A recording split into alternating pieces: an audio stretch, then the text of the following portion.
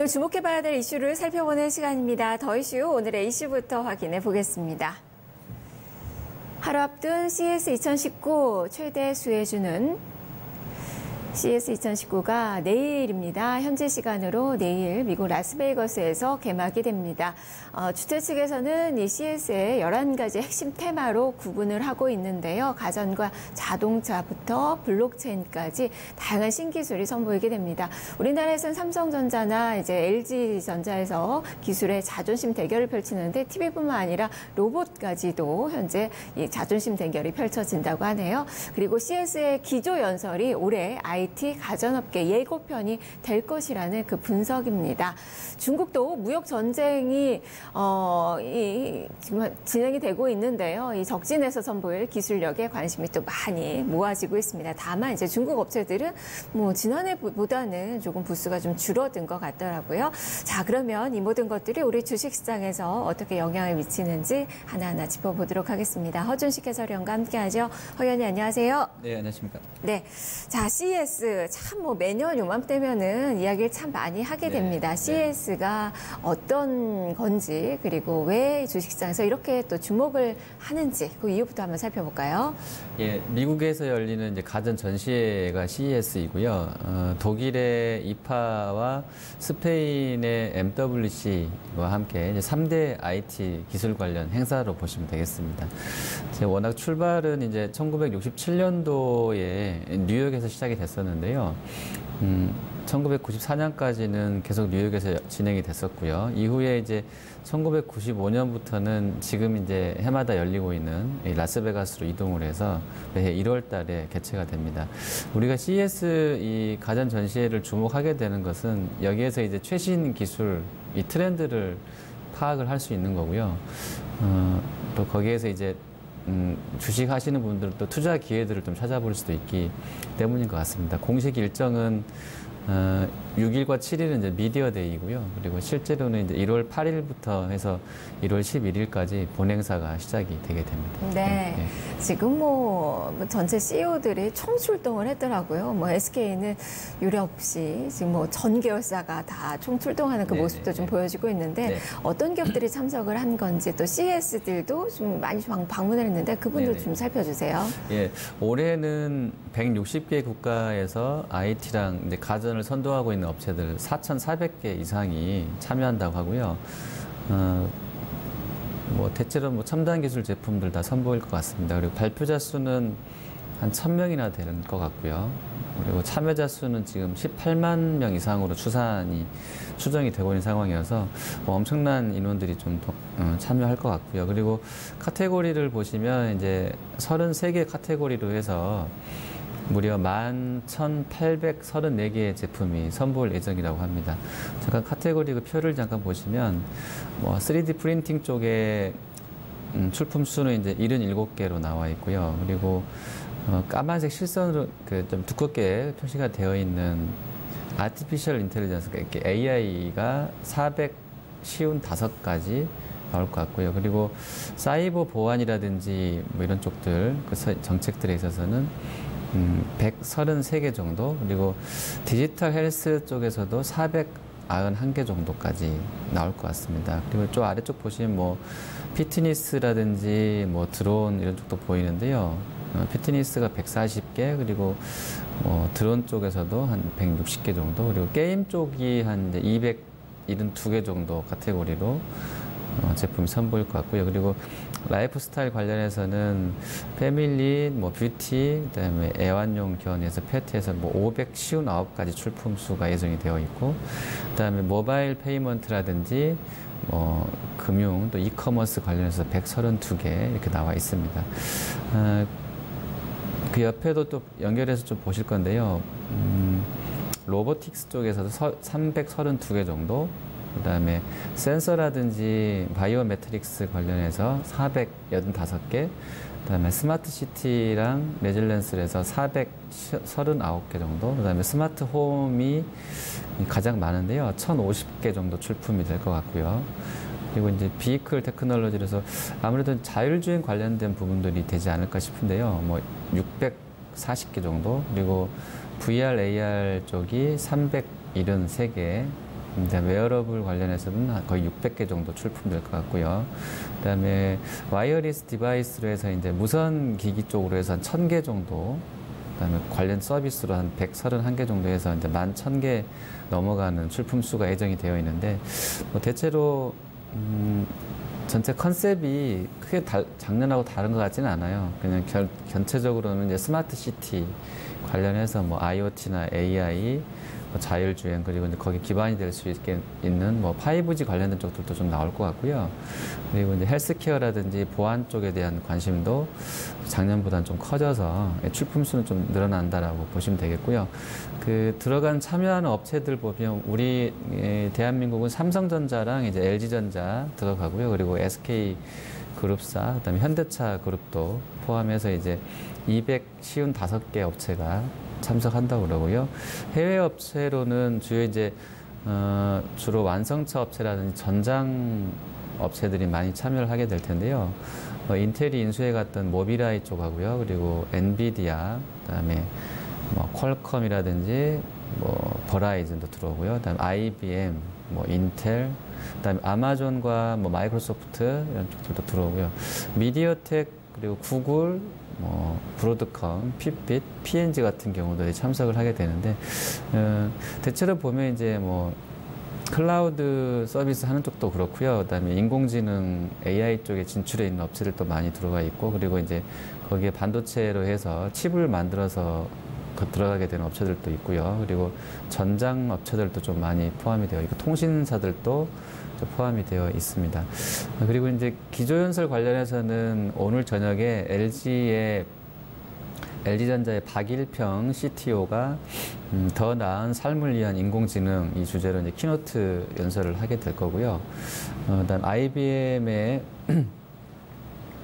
거기 회장이 기술 발달로 개선이 될 비즈니스, 그리고 이제 뭐 업무 방식 관련해서도 키노트를 하게 됐고요. 그리고 버라이즌은 5G를 통한 디지털 세상 융합시킬 커넥티비티의 미래, 이런 주제로 역시 기조연설을 나설 거고요. AMD는 컴퓨팅 기술 관련돼서, 그리고 미국 교통부랑 안전협회, 뭐 그다음에 모비라이, 오로라 이런 쪽들 연결해서 드론과 자율주행 기술의 미래와 공공신뢰 부분, 그다음에 AT&T란 어도비 이런 쪽들에서는 5G와 모바일이 여는 새로운 세상을 주제로 해서 기조연설이 예정이 되어 있다고 합니다.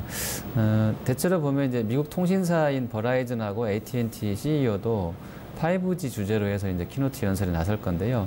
내용들은 다시 한번 정리해드리면 뭐 인공지능하고 5G, 컴퓨팅, 그다음에 드론, 자율주행 이런 쪽들이 되게 주가 될 것 같습니다. 네, 원래는 이제 가전 전시회였는데 이야기 들어보니까 미국의 교통부에서도 뭐 기조연설이 있는데 모빌리티 전쟁이 상당히 또 이목을 끌게 되는 것 같고요. 그래서 라스베이거스 모터쇼라는 그 별칭이 지금 이 CES에도 붙고 있는 게 아닌가 싶습니다.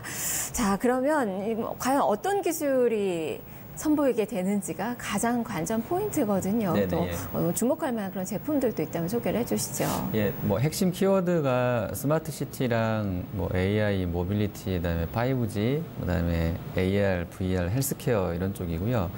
먼저 IT 쪽에서는 우선은 TV 쪽을 잠깐 보시면 워낙에 이제 대형화 추세라는 것은 거스를 수 없는 것 같고요.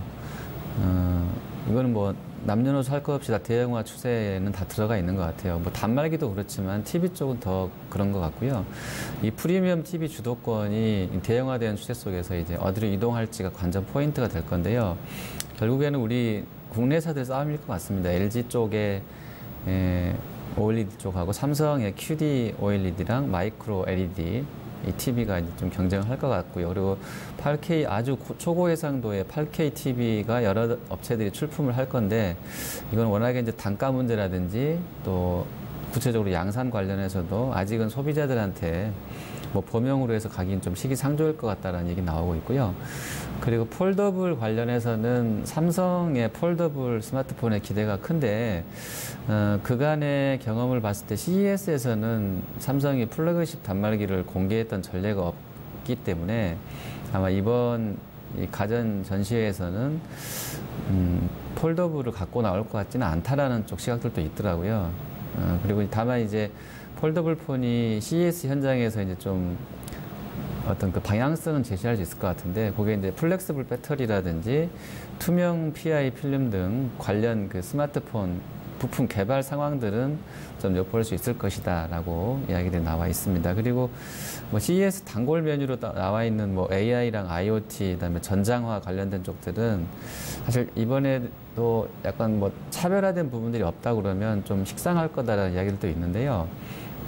그 업그레이드 정도만 좀 체크될 것 같다라는 시각들도 좀 있어서 좀 보셔야 되겠고, 다만 이제 예전부터 계속 이거는 좀 전장이라든지 뭐 IoT나 AI 쪽은 계속 이야기가 됐던 것이기 때문에 구체적으로 이제 어떻게 사업화가 되는지에 대해서 좀 더 예전과는 좀 다른 부분들 나올 수도 있을 것 같고요. 그리고 자동차 관련해서는 워낙에 이제 작년 사례들을 봤을 때는 2017년, 2018년 사례들을 봤을 때는 2017년도에는 자율주행 기술 확보 이 경쟁이 좀 핵심이었다고 합니다. 보면 이제 라이다 센서 같은 경우 NXP 쪽에 라이다 같은 어떤 센서류, 그리고 통합 이슈 관련해서는 모빌아이 쪽하고 엔비디아 쪽, 그다음에 고정밀 지도 관련해서는 뭐 히어하고 톰톰 같은 업체들이 이제 주목을 받았었는데요. 작년에는 자율주행 인프라 구축 관련해서 스마트 시티 쪽, 그리고 무인 자율주행을 응용했던 이제 파생 서비스에 대해서 논의가 집중됐었는데, 올해는 이제 차량 내의 인포테인먼트라고 그래서요, 이쪽에서의 어떤 진화 부분들이 점검이 될 것 같고요. 그리고 5G가 확산되게 되고 또 모빌리티 서비스가 현실화되는지, 그리고 결과적으로는 이제 5단계 무인 자율주행을 염두에 둔 내용들이 올해 조금 더 이제 풍성하게 나올 것으로 보여지고 있고요. 5G 관련해서는 이미 이제 미국이 작년 말부터 상용 서비스를 시작을 했고, 그래서 그렇기 때문에 자율주행하고 IoT, 스마트 시티 등이 더불어서 이제 5G랑 좀 부각이 되게 될 것으로 보여집니다. 그리고 그 혁신상 관련해서 차량용 라이다 관련된 부분들 잠깐 좀 이미지를 보시면, 지금 차량 내부에 탑재 가능한 내장형 솔리드 스테이트 라이다인데요. MS 기반으로 해서 지금 좀 경쟁사 대비로 이 라이다가 지금 좀 작고 좀 저렴한 기술이라서 조금은 더 이제 확장될 수 있는 그런 부분들, 이스라엘 업체가 이제 개발했다고 하는데요. 이런 부분이 이제 혁신상 수상을 받는다고 그러고요. 그리고 360도로 디지털 이미징, 사진을 전송해낼 수 있는 이런 그 카메라, 4K 3D VR 카메라 관련해서도 이 수상 내역으로 점검이 되고 있는데, 이전 모델도 대부분 2017, 2018에서도 혁신상을 받았는데, 이번에 나올 제품 중국에서 개발한 인스타 360이라는 업체가 개발했는데, 화웨이랑 스마트폰 장착용 360도 카메라도 공동 개발했던 그 파트너십을 체결했던 사례가 있기 때문에요. 이 부분 관련해서 어떻게 좀 선보이는지를 보셔야 될 것 같고요. 그리고 스마트 냉난방 시스템, 그다음에 로봇카 교육 키트 이런 쪽들도 지금 수상을 한다고 그러는데요. 관련된 어떤 혁신적인 어떤 제품군들의 어떤 그 이면들도 좀 확인해 볼 수 있는 네. 자리가 될 것 같습니다. 기대되는 부분이 많네요. 다만 이제 삼성의 스마트폰은 이제 MWC에서 아마 2월 달에 스페인에서 공개가 되지 않을까 싶습니다. 자, 그러면 이제 이 CES가 주가 상승의 모멘텀이 될 수 있을지, 그동안에 IT주들 워낙에 좀 어려웠거든요. 네, 오늘 네. 이제 미증시 영향을 또 상승하고 있고, CES에 대한 모멘텀도 좀 받는 것 같은데, 네. 증시에 미치는 영향 어떻게 볼까요? 예, 일단 오늘 뭐 IT가 또 상당히 좋고요. 물론 여러 가지 이제 재료가 좀 뭐 복합적으로 작용하겠습니다만, IT, 그다음에 뭐 증권, 그다음에 정유화학, 이 세 가지 섹터의 공통점이 이제 지난 연말 또 올해 연초에 아주 급락을 탔던 섹터들인 것 같은데요. 특히나 이제 CES 관련해서는 아무래도 IT 쪽을 좀 더 많이 보게 될 것 같습니다, 시장이. 그래서 좀 침체되어 있는 투자 심리를 좀 회복시켜줄 수 있는 계기는 될 것 같아요. 뭐 이제 아까 쭉 설명드렸지만, 어떤 혁신적인 제품군에 대한 부분들도 이야기가 되겠습니다만, 이게 좀 뭐 계속 좀 한 3, 4년 정도 계속 반복되는 이슈라서 좀 식상할 수도 있는 재료거든요, 사실은. 그래서 특별하게 어떤 혁신이 나오지 않는다 그러면, 파급되지 않는다 그러면, 아주 연속성을 띨지는 좀 의문입니다만, 어쨌든 최근에 좀 연말 연초에 좀 안 좋았던 이 IT 섹터의 심리를 회복할 수 있는 정도로는 좀 기여를 할 것 같습니다. 네, 그렇다면 이제 전략의 문제인데 투자 전략 이제 IT주들 이제는 담아도 되는 건지 그리고 CS와 관련돼서 최대 수혜주로 증권사에서는 어떤 종목군을 언급하고 있나요? 예, 지금 여러 차례 말씀드렸지만 이번에 이제 CS가 인공지능, 스마트시티, 자율주행, 뭐 5G 이런 컨셉으로 계속 갈 것 같고요. 그래서 관련주들 흐름이 좀 양호할 것 같습니다. 그리고 폴더블폰 관련해서는 이제 실제로 뭐 이렇게 뭐 구현되고 이런 거 아니더라도요, 마이크로 뭐 발광 다이오드 연결되는 부분들, 그러니까 추가적으로 어떤 그 기판의 기술, 그러니까 디스플레이 기술권이라든지 또 확장해서 유기 발광 다이오드라든지 뭐 기술 구현 이런 쪽까지 좀 주목해서 보시면 좋을 것 같고요.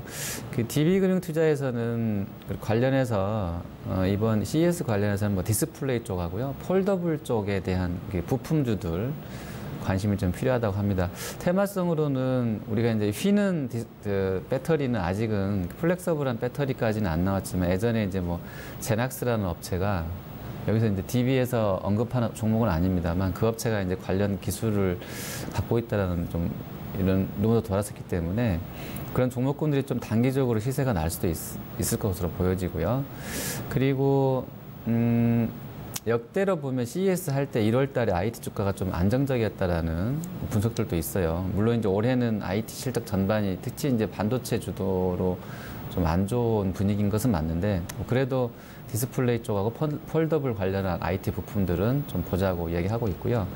그리고 이제 AI라든지 IoT가 결과적으로는 5G 기반으로 연결이 돼야 되는 것이기 때문에 새해부터 이제 5G에 대한 관심도 높고 그런 상황인데 여기다 이제 CES까지 가미되게 되면서 하나금융투자 쪽에서는 1월 중순까지는 이 5G 관련주들의 시세가 좀 초강세일 것이다라고 좀 봤거든요. 그래서 구체적인 종목을 보면 SK텔레콤 비중을 좀 계속 늘리자고 얘기하고 있고요. 그리고 장비군에서는 실적 모멘텀도 갖고 있는 다산네트웍스, 그다음에 RFHIC 계속 주목하자고 하고요. KMW 같은 경우도 이 하나금융투자에서 좀 추천을 해놓고 있는 상황입니다. 알겠습니다. 말씀 잘 들었습니다. 예, 감사합니다. 네.